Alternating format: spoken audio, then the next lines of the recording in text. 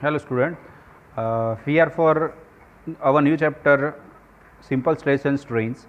It is in this chapter we are discussing different type of stresses and strains. What is the stress and what is the strain? Uh, myself uh, Akash V Modi, assistant professor, merchant engineering college Basna. There are two faculties for the mechanics of solid. First me and the second Mukesh K Patel, assistant professor. We are firstly introducing the stress and strain and elasticity. Uh, in this chapter, stress, strain and elasticity is first topic. Second is deformation and stress in statically determinate structure. What is the static determinate structure? Indeterminate structure, it is given in the structure analysis 1 and later on in 4th semester. Then third topic is principle of superposition. It is the most important topic of principal superposition for the our civil engineering. Then deformation in statically independent structure, deformation and stresses in composite structure and tension test on mild steel. Okay, and then exercise. The direct or simple stress and strain. There are two stresses in this mixed solid subject. First is direct stress or simple stress, and second is bending stress. Okay, first we are discussing on simple or direct stress. Direct stress are developed due to axial force and failure is either due to axial tension and axial compression. હવે firstly આપણે પહેલાં તો એ સમજવું પડે કે tension અને compression શું છે. તો ટેન્શન બાજુ સમજાવું તમને. ટેન્શન શું છે? આ એક પ્રકારના એક બીમ આપણે ડ્રો કર્યો. હવે બીમની અંદર આપણે આ બીમને એક બાજુથી રાઈટ સાઈડ અને બીજી બાજુ લેફ્ટ સાઈડ આને આપણે ખેંચીએ છીએ. એટલે આપણે એને એક પ્રકારનું બળ આપીએ, એને ખેંચીએ. રબર હોય, આપણે રબરને આપણે એક પ્રકારથી આપણે બે બાજુથી ખેંચીએ તો શું થશે? આમ આપણે ખેંચવાનું હોય તો એ જે મોમેન્ટ આપણે જે ક્રિએટ કરાવીએ છીએ, જે પણ આપણે પ્રોસેસ કરાવીએ છીએ, તો એને શું કહેવાય? ટેન્શન કહેવાય. હવે એનાથી ઉલટું કે એનું એ બીમ છે, એની અંદર આપણે હવે એને શું કરીએ? દબાઈએ. બરાબર? એને દબાઈએ છીએ આવી રીતે, એને પ્રેસ કરીએ અંદરની બાજુ, તો એને શું કહેવાય? કમ્પ્રેશન કહેવાય. એ પ્રકારનું એને એ કયા અક્સિસ ઉપર લાગે છે, કોઈ પણ એક અક્સિસ ઉપર લાગતું હોય તો એને શું કહેવાય? અક્સિયલ કમ્પ્રેશન ઓર અક્સિયલ ટેન્શન. જે પણ પ્રોસેસ આપણે કહીએ છીએ ખેંચીએ છીએ એટલે એને શું કહેવાય છે? ટેન્શન કહેવાય. અને દબાઈએ છીએ એટલે કે પ્રેસ કરીએ છીએ એને શું કહેવાય? કમ્પ્રેશન કહેવાય. કોઈ પણ અક્સિસ ઉપર લાગતા હોય તો એને અક્સિયલ ટેન્શન અને કમ્પ્રેશન કહી શકાય. તો આ શું વસ્તુ છે? ડાયરેક્ટ સ્ટ્રેસ છે. તો એ શું છે? અક્સિયલ ફોર્સ અથવા તો એના ફેલરના જે ટેન્શન અથવા કમ્પ્રેશનના ફેલરના કારણે જે પણ સ્ટ્રેસ ક્રિએટ થશે એને શું કહેવાય? ડાયરેક્ટ સ્ટ્રેસ કહેવાય. હવે ડાયરેક્ટ સ્ટ્રેસના અંદર કયા કયા ટોપિક કવર થાય? તો પહેલું તો આપણે સ્ટ્રેસ, સ્ટ્રેઇન, ઇલાસ્ટિસિટી અને હુક્સ લો આવશે. હુક્સ લો બહુ ઇમ્પોર્ટન્ટ છે. પછી પ્રિન્સિપલ ઓફ સુપરપોઝિશન મેં તમને જે કીધા એ પણ બહુ ઇમ્પોર્ટન્ટ છે. એટલે આપણે એને વધારે ઇમ્પોર્ટન્સ આપણે આપવાનું છે. હવે એની અંદર બીજો એક ટોપિક જે કવર થાય છે એ ટોપિક છે deformation and stress in statically determinate structure. પછી deformation and stresses in statically indeterminate structure. એના પછી હશે કમ્પોઝાઇટ સ્ટ્રક્ચર. તો આટલી વસ્તુઓ આપણે અંદર આવશે. હવે સ્ટ્રેસ શું છે, સ્ટ્રેઇન શું છે અને ઇલાસ્ટિક, આ મેઇન ઇમ્પોર્ટન્ટ ટોપિક છે.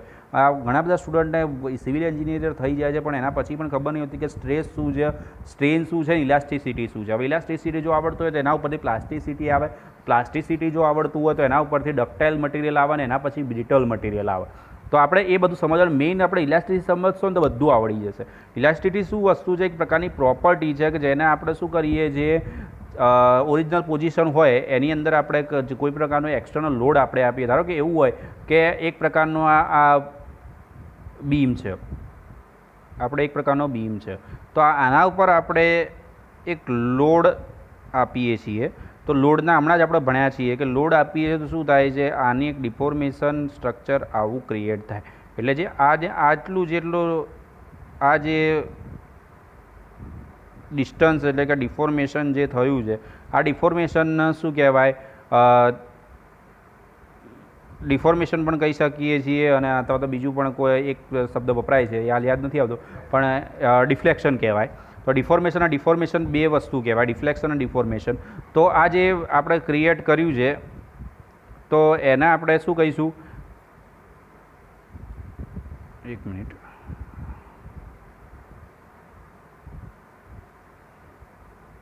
તો આને આપણે શું કહીશું, એક્સટર્નલ ફોર્સ કહેવાય. તો એક્સ્ટ્રા જે આપણે બીમ ઉપર ક્રિએટ કરાયો, જે કોઈપણ પ્રકારનો લોડ ક્રિએટ કરાયો, તો એના કારણે શું ડિફોર્મેશન ડિફ્લેક્શન થયું, તો એને રિમૂવલ કરો તો એની જ પોઝિશનમાં તમારો જે બીમ હોય એ પાછો આવે, અથવા તો કોઈપણ એલિમેન્ટ તમારું પાછું આવે. સિમ્પલ ભાષામાં કહી શકાય કે એક પ્રકારનો એક્સટર્નલ ફોર્સ તમે એના બીમ અથવા તો કોઈપણ સ્ટ્રક્ચર ઉપર તમે પ્રોવાઈડ કરાવો છો, તો એ શું થાય છે, એ કોઈપણ પ્રકારનું ડિફ્લેક્શન અથવા ડિફોર્મેશન લે છે અને એને રિમૂવલ કરાવીએ એક્સટર્નલ ફોર્સને, તો એ ઓરિજિનલ પોઝિશનમાં પાછું આવે. ધારો કે તમે જુઓ છો કે રબર હોય તો રબરને આપણે ખેંચીએ અને આપણે છોડી દો તો શું થશે, રબર છે એની એ પોઝિશનમાં પાછું આવી જાય. તો આ રબરની જે પ્રોપર્ટી છે એને શું કહેવાય, ઇલાસ્ટિસિટી કહેવાય. હવે ઇલાસ્ટિસિટી કેવી રીતે કહેવાય, બોડી ઇલાસ્ટિક ક્યારે કહેવાય, કે it will deform on application of external force but as soon as force is removed it comes back to its original shape and size. એટલે મેં વસ્તુ કીધી ને કે આપણે જ્યારે પણ એક્સટર્નલ ફોર્સ આપણે પ્રોવાઈડ કરીએ રબર ઉપરની ઉપર ખેંચીએ એટલે એને શું કરીએ, ટેન્શન આપીએ, તો એના અંદર શું થશે, એને પોઝિશનમાં આપણે એને છોડી દઈએ તો શું થશે, તમારો જે રબર છે એની સાઇઝ અને શેપની અંદર પાછું આવી શકે. બરાબર છે. તો આ જ એક પ્રોપર્ટી છે એને શું કહેવાય, ઇલાસ્ટિસિટી કહેવાય. હવે બેઝડ ઓન ઇલાસ્ટિસિટી અલગ પ્રકારના મટીરિયલ આવે, એના ડિફ્લેક્શનની અંદર આપણે વાત કરીએ તો ઇલાસ્ટિક મટીરિયલ હોય. ઇલાસ્ટિક મટીરિયલ તો શું કે ફૂલ્લી રિકવર, એને એ પોઝિશનમાં પાછું આવે, એક્સટર્નલ ફોર્સ રિમૂવ કરો તો એને ઇલાસ્ટિક મટીરિયલ કહેવાય. હવે ઇલાસ્ટિક મટીરિયલની અંદરની વસ્તુ કેવી છે કે એક્સટર્નલ ફોર્સ રિમૂવ કરીએ છીએ તો એની અંદર શું થાય કે એની અંદર પાછું આવી જાય. હવે બીજું જે છે એ ઇલાસ્ટોપ્લાસ્ટિક મટીરિયલ કહેવાય. એવું થાય કે ઘણી વખત રબરને આપણે વધારે ખેંચવામાં આવેલું હોય તો પછી શું થાય, આપણે એકદમ ખેંચ કરીએ તો શું થશે, ટેન્શન આપઆપ કરીએ તો એમાં શું થાય, ઘણી વખત એની જે શેપ હોય તો સાઇઝ હોય ને એ થોડીક અલગ થઈ જાય. એટલે તમે ધારો કે ખેંચશો બરોબર છે તો કમ્પ્લીટ તમે આમ ટેન્શન આવશે ખરું, પણ ઘણી વખત શું થશે કે તમારી એની પોઝિશન સાઇઝ શેપમાં અડધું જ પાછું આવે, પાર્શિયલી પાછું આવે, પણ પૂરેપૂરું પાછું ના આવી શકે એની શેપ અને સાઇઝની અંદર. તો આવું જે મટીરિયલ હોય એને આપણે ઇલાસ્ટોપ્લાસ્ટિક મટીરિયલ કહેવાય. ઓકે. પછી એના પછી જે છે એ પ્લાસ્ટિક મટીરિયલ છે. તો ઇલાસ્ટિકથી ઊંધું કે આપણે જે એને એક્સટર્નલ ફોર્સ એટલે કે રબર હોય ને આપણે ખેંચીએ, હવે ટેન્શન આપીએ તો અમને છોડીએ ને તો એના પોઝિશનમાં જ રહે. આપણે જે ટેન્શન કરેલું હોય ને ટેન્શન મટીરિયલના તો એના પોઝિશનમાં હોય, કોઈ પણ પ્રકારનો ચેન્જીસ ના આવે. તો આવું જે પ્રોપર્ટી છે એને પ્લાસ્ટિસિટી કહેવાય. અને આવું મટીરિયલ હોય એને પ્લાસ્ટિક મટીરિયલ કહેવાય. એના પછી ડક્ટાઇલ મટીરિયલ. તો ડક્ટાઇલ મટીરિયલ શું છે, તો આપણે વાયર આપણે જોયેલા હશે, વાયર જોયેલા છે. તો વાયરની અંદર શું થાય છે કે આપણે એક વખત પોઝિશનમાં આપીએ અને ખેંચીએ પણ એટલે પ્રકારનું વાયરના ફોર્મમાં ક્રિએટ થઈ જાય, વાયર બની જાય. ધારો કે તમે ચિંગમ જુઓ તો ચિંગમ શું છે કે આપણે ચિંગમમાં ઘણા સ્ટુડન્ટ આપણે છોકરાઓને જોયા હોય, નાના બાળકોને, તો એના અંદર શું કરે કે ખાઈને પછી ચિંગમને ખેંચતા હોય. તો ચિંગમ ખેંચે તો એમાં શું તાતણા ક્રિએટ થાય છે અને લાંબુ આમ આવે, પણ એની પોઝિશનમાં પાછું ના આવે. બરાબર છે. એક પ્રકારનું વાયર ક્રિએટ થઈ જાય, વાયર જેવું ક્રિએટ થાય લાંબુ, તો એને શું કહેવાય, ડક્ટાઇલ કહેવાય. હવે એની અંદર શું ટેકનિકલ ફોર્મમાં આપણે વર્ડમાં કહીએ ને તો if the material undergoes large deformation before failure when tensile force apply. Tensile force જેમ આપણે ખેંચી ચિંગમને ખેંચી પણ એમાં તાતણા ક્રિએટ થાય ને પછી એક એવો પોઈન્ટ આવે કે એની અંદર એ તૂટી જાય.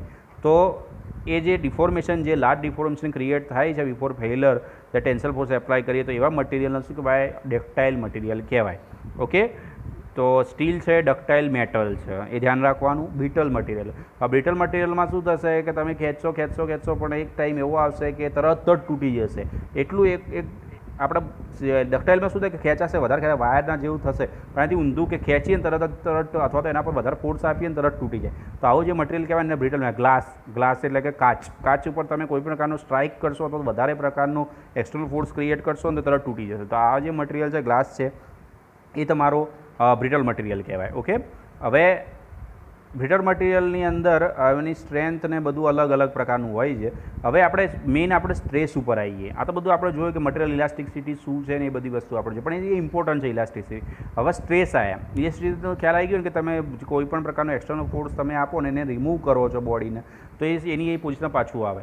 હવે એનાથી ઊંધું કે એની પોઝિશનમાં પાછું ના આવે તો એને પ્લાસ્ટિક મટીરિયલ કહેવાય. અને પાર્શિયલી પાછું આવે તો ઇલાસ્ટોપ્લાસ્ટિક કહેવાય, એટલે કે ટેન્શન રિમૂવ કર્યા હોય ત્યારે. બરોબર છે, ખ્યાલ આવી ગયો. હવે સ્ટ્રેસ. તો સ્ટ્રેસ શું છે તો on a body when external force is applied it undergoes some deformation and internal resisting forces are set up. This resistance to force per unit cross sectional area is called stress. એટલે force upon area કરો એને stress કહેવાય. P/A તરીકે પણ દેખાડી શકીએ, એટલે force તરીકે દેખાડી શકીએ, નીચે એરિયા હોય, અને રિએક્શન અપોન એરિયા કરીએ તો પણ એને સ્ટ્રેસ જ કહેવાય. ધ્યાન રાખવાનું, સ્ટ્રેસનો મિનિંગ શું થાય?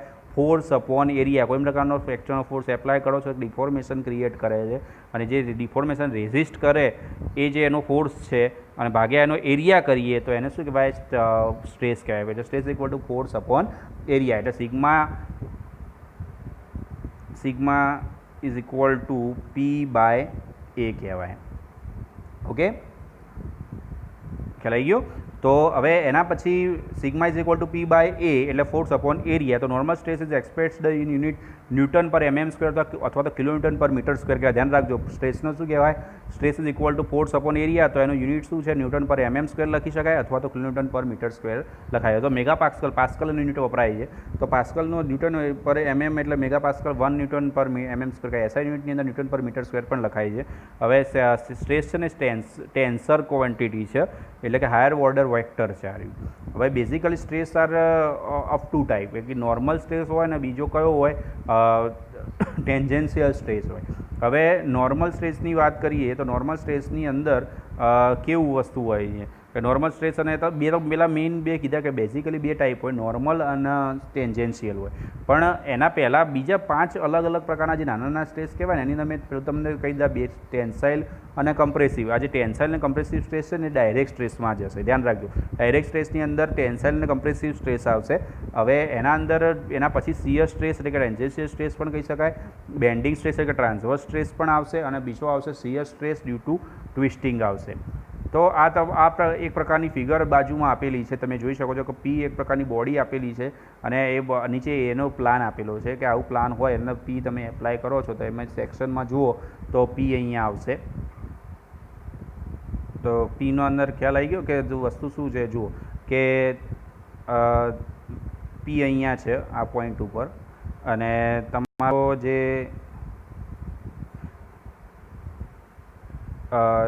એરિયા છે એ ટોટલ આટલો છે, જે ટોટલ એરિયા છે આટલો છે, બરાબર છે. અને એની અંદર P એપ્લાય થાય છે, પ્લાનની અંદર જોવાય છે, દેખાય છે. તો P ઇઝ ઇક્વલ ટુ એને resistance, R is equal two resistance કહેવાની આખું ડેરિવેશન આપેલું છે. તમે ડેરિવેશન તમે જાતે જોઈ લેજો, એટલે તમને ખ્યાલ આવી જશે.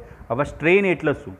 તો ડિફોર્મેશન પર યુનિટ ડાયમેન્શન. ધ્યાન રાખવાનું, પેલામાં ફોર્સ અપોન એરિયા હતું, આ શું છે? ડિફોર્મેશન પર યુનિટ ડાયમેન્શન, એટલે change in length upon original length. એટલે ધારો કે આમાં અંદર શું થયું હોય કે ધારો કે આ જે તમારો એક બીમની લેન્થ છે, ધારો કે L હોઈ શકે, બરાબર. હવે L હોય તો એની અંદર વસ્તુ શું થશે કે તમારે કોઈ પણ પ્રકારનો એક પ્રકારનો લોડ તમે અહીંયા આપો છો તો એના અંદર શું થશે કે આ રહ્યું જે બોડી છે ને થોડીક ડિફોર્મ થશે, એટલે તમારું જે બીમ હશે ને થોડોક નાનો થઈ જશે. એટલે એના લેન્થની અંદર તમારી ચેન્જ થશે, વધી પણ શકે એવું નક્કી છે. ગરમીના કારણે વાયર છે એ લાંબા પણ થતા હોય છે, રેલવેના પાટા જુઓ છો એ પણ લાંબા થતા હોય છે, લેન્થ એની વધતી હોય છે અથવા ઘટતી હોય છે. તો એને એ શું કહેવાય? ચેન્જ ઇન લેન્થ કહેવાય. અને એના ભાગ્યા ઓરિજિનલ લેન્થ કરો એટલે તમને શું મળે? સ્ટ્રેન મળી જાય. ખ્યાલ આવી ગયો?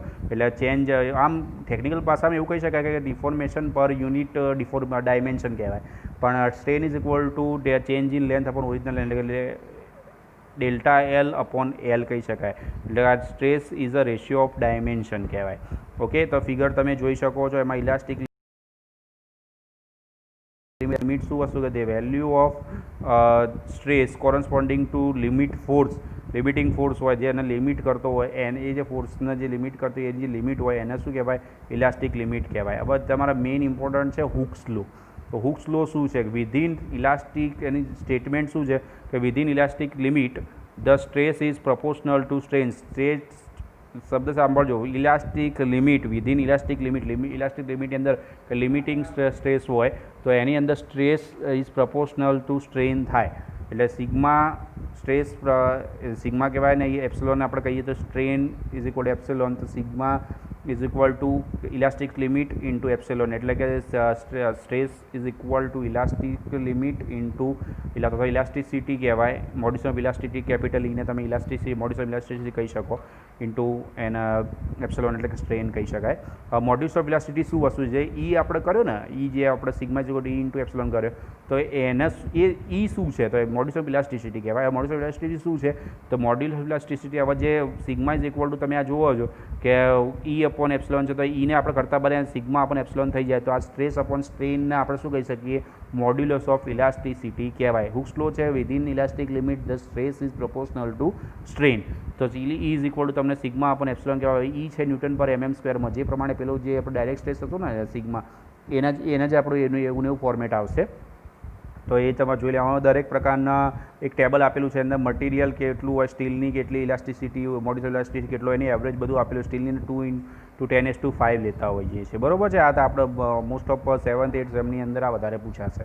પછી ઇક્વેશન ઓફ ડિફોર્મેશન, આ તમે જોઈ શકશો કે એની અંદર બહાર એક આપણો આપેલો હોય sigma stress equal to P/A કરી દેવાનું, strain equal to delta L upon L કર્યા, તો એના અંદર modulus elasticity sigma upon epsilon છે, તો એના અંદર ખાલી કિંમત મૂકીને જવાબ લાવવાનો છે. તો એની શું આવે? Delta L is equal to sigma into L upon E થાય. ઓકે, હવે અક્સિયલ અને ટ્રાન્સવર્સ લોડિંગ શું છે? તો અક્સિયલ લોડ કોને કહેવાય સમજી લો પહેલાં.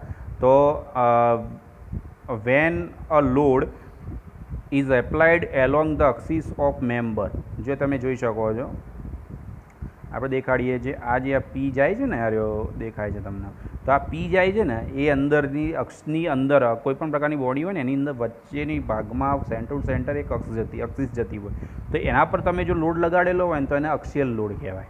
ઓકે, હવે ટ્રાન્સવર્સ લોડ કયો કે એના જે બીમ છે એને તમે વી જોઈ શકો છો, આની અંદર વી આવશે. તો આ જે વી છે ને, આ જે છે વર્ટિકલ ફોર્સ, એ છે કે અક્ષની ઉપર લાગે તેને ટ્રાન્સવર્સ લોડ કહેવાય, બરાબર. Direction perpendicular the axis of the member, અને પેલું એલોંગ ધ મેમ્બર હોય એટલે એના લાઇનમાં જ જાય, અને આમાં શું થાય કે પરપેન્ડિક્યુલર હોય, બરાબર છે. આ ધ્યાન રાખવાનું, અક્સિયલ લોડ અને પરપેન્ડિક્યુલરમાં ટ્રાન્સવર્સ લોડમાં શું ડિફરન્સ છે. ઓકે, પછી પ્રિસ્મેટિક એન્ડ નોન પ્રિસ્મેટિક બાર આવશે, એ તમે વાંચી લેજો, સિમ્પલ છે, તમને આવડી જશે. પછી આપણે થોડુંક લાંબુ છે એટલા માટે આપણે થોડુંક સ્કીપ કરીએ છીએ. કમ્પોઝાઇટ અને કમ્પાઉન્ડ બાર છે એ તમે ફિગરની ઉપરથી ખબર પડી જશે, એ તમે જોઈ લેજો. ઓકે, તો આ બધું આપણે ડિટેલ્સ છે થોડું પ્રિસ્મેટિક અને નોન પ્રિસ્મેટિકમાં સમજાવી દઉં છું. તો કે a bar having constant cross section throughout the length, cross section એટલો કોન્સ્ટન્ટ હોય. તમે જુઓ આની અંદર તો જે એક મિનિટ, એનું સેક્શન છે ને એ કેવો છે જુઓ, જો સેક્શન છે ઓલરેડી તમારે કેવું છે, જો સર્કિટ આપેલું છે સિલિન્ડર, તો એનું સેક્શન છે ને આવું થાય, યુનિફોર્મલી વરિડ ક્રોસ સેક્શન કહેવાય. હવે તમે ધારો કે બીજો ક્રોસ સેક્શન રેક્ટેન્ગ્યુલર આપેલો છે ને, તો રેક્ટેન્ગ્યુલરની અંદર જુઓ તો એનું જે ક્રોસ સેક્શન જે આપણે નોન પ્રિસ્મેટિક બારનું આવું થશે, બરાબર છે. એ ખ્યાલ આવી ગયો. તો આ જે ઉપરના છે પ્રિસ્મેટિક બાર કહેવાય, નીચેના જો તમને સિમ્પલ લેન્થ એની સરખી હોય થ્રુ આઉટ ધ લેન્થ. જો આમાં જે સિલિન્ડર જુઓ છો એમાં લેન્થ સરખી છે, એનું ડાયામીટર છે એ પણ એક સરખો જ આવે છે. અને જે ટ્રાયેંગલ તમે રેક્ટેંગ્યુલરની વાત કરો તો રેક્ટેંગ્યુલરની અંદર પણ આવી જ વસ્તુ છે. અને આની અંદર નીચે જુઓ તો યુનિફોર્મ વરીડ ક્રોસ સેક્શન હોય ને, તો જો પહેલાં સ્ટાર્ટિંગની અંદર તમારે શું થાય છે, જુઓ સ્ટાર્ટિંગની અંદર તમારી એની લેન્થ વધારે છે અને ડેપ્થ વધારે હોઈ શકે, તો લેન્થ વધારે હોઈ શકે, તો એની અંદર જો એને પાછળની બાજુથી લેન્થ ઓછી થઈ જાય. પછી બીજું જે સ્ટેપ્ડ બાર છે, તો એની અંદર પહેલાં જુઓ પહેલાં સ્ટાર્ટિંગ આવું રેક્ટેંગ્યુલરનું થયું, તો સ્ક્વેરનું થયું, એ વચ્ચે સિલિન્ડર આવ્યો, અને એના પછી શું થયું, રેક્ટેંગ્યુલર અથવા સિલિન્ડર આવી ગયો, બરાબર છે. તો એને નોન પ્રિસ્મેટિક બાર ફિગર ઉપર તમે જોશો ને ખબર પડી જાય. અને પેલામાં પ્રિસ્મેટિકમાં શું કહેવાય, cross section through out length complete હોય, કમ્પ્લીટ ટુ કમ્પ્લીટ એટલે કે એનું એ જ ફોર્મેટમાં હોય. અને નોન પ્રિસ્મેટિકમાં શું હોય કે does not have constant cross section throughout the length. Okay, પછી મેં તમને વાત કરી કમ્પોઝાઇટ અને કમ્પાઉન્ડ બારની. તો કમ્પોઝાઇટ બાર છે એ ઉપરનો તમે જોઈ શકો છો કે જે સર્કલ આપેલું છે એને સ્ટીલ ટ્યુબ એના જેવો હોઈ શકે, અને અંદર કોપર બાર હોય. અને કમ્પાઉન્ડ બારની અંદર શું હશે કે અલગ સ્ટીલ અને કોપર બે યુઝ કરેલા, બે બાર્સ હોય, બરાબર. એ પેલું એક કમ્પોઝાઇટ બારની અંદર મટીરિયલ છે એ કેવું હોય કે એક સ્ટીલ ટ્યુબની અંદર બીજો કોપર બાર મૂકેલો હોય, તો એને કમ્પોઝાઇટ બાર કહેવાય.